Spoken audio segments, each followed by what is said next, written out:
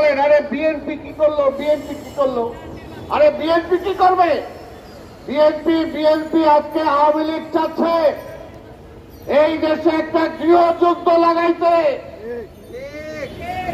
একটা গৃহযুদ্ধ লাগাতে চায়, মারামারি লাগাতে চায়, কাটাকাটি লাগাতে চায়, রক্তপাত করাতে চায়। সেই কারণে তারা চায় যে বিএনপিরে মারো, দেখি বিএনপি উল্টা সিধা কিছু করে কিনা, উল্টা সিধা কিছু করে কিনা।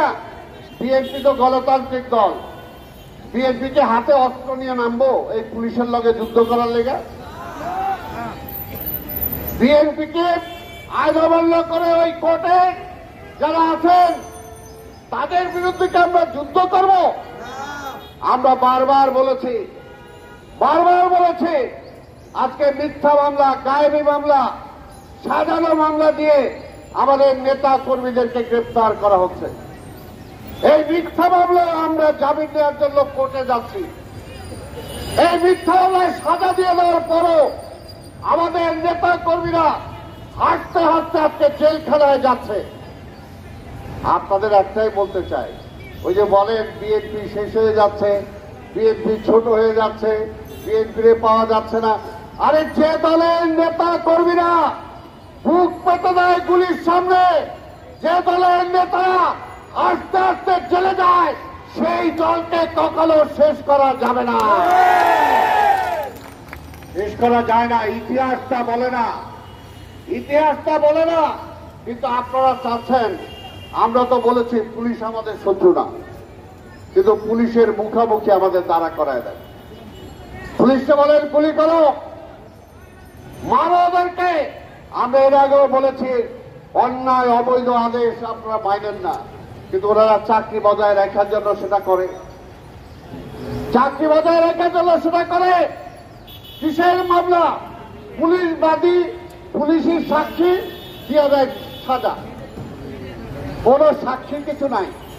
পত্রপত্রিকায় লেখে ওই জায়গায় কোনো ঘটনা ঘটে নাই, কিছুই হয় নাই, পাবলিকও বলে নাই। কিন্তু না, আওয়ামী লীগ পুলিশকে নিয়ে বলে না ওইখানে হয়েছে, এটা আপনাকে মানতে হবে। আর কোর্টে গেলেও সাজা দিয়ে দেয়।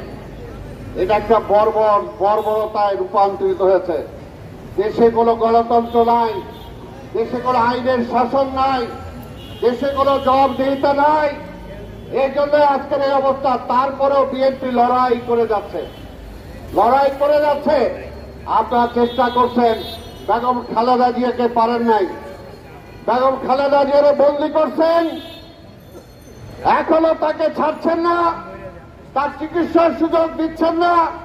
তারে বাদ দিয়ে নির্বাচন করেন, কারণ ভয় তো পান নির্বাচনের, লজ্জাও লাগে না, লজ্জাও পায় না যে বেগম খালেদা জিয়াকে নির্বাচনের কথা বলে, বিএনপিকে নির্বাচনের কথা বলে। আরে বেগম খালেদা জিয়া বাংলাদেশে কোন নির্বাচনে হারছে? আর আপনি তো এই জায়গায়ও হারছেন।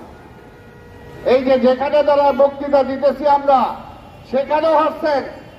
একটা কেউ নামও জানতো না, অর্থাৎ একটা মেজর, কি নাম? মেজর মান্নান। এই মেজর মান্নানের সাথে হারছেন, সাদেক হোসেন ফুকারটা বাদিয়ে দিলাম।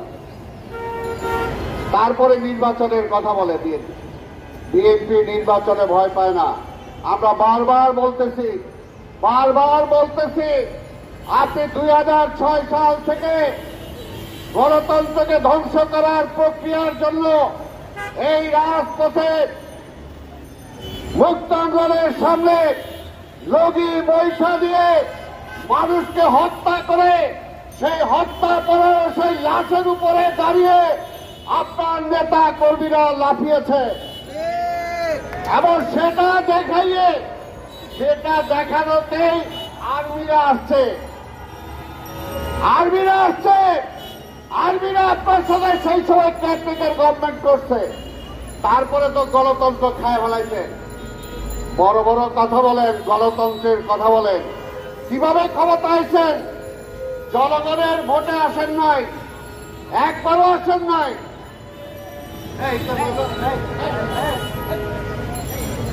জনগণের ভোটে একবারও আসেন নাই।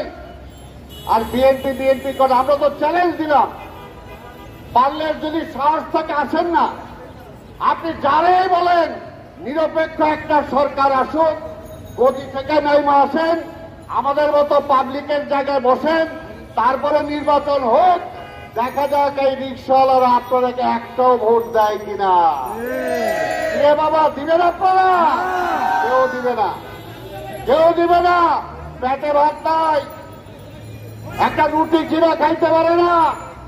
5 টাকা দিয়ে আগে বন্ধুটি কিনতে হয়, 15 টাকা দিয়ে কিনতে হয়।